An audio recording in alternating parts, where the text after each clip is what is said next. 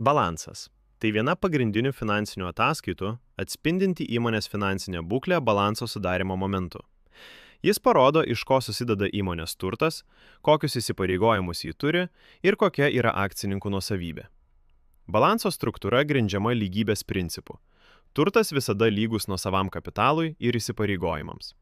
Pagrindinis balanso tikslas – suteikti aiškų ir struktūruotą vaizdą apie įmonės finansinę padėtį, kuris padeda vertinti jos stabilumą, mokumą ir veiklos tvarumą. Tai svarbus informacijos šaltinis tiek vadovybei, tiek investuotojams ar kreditoriams.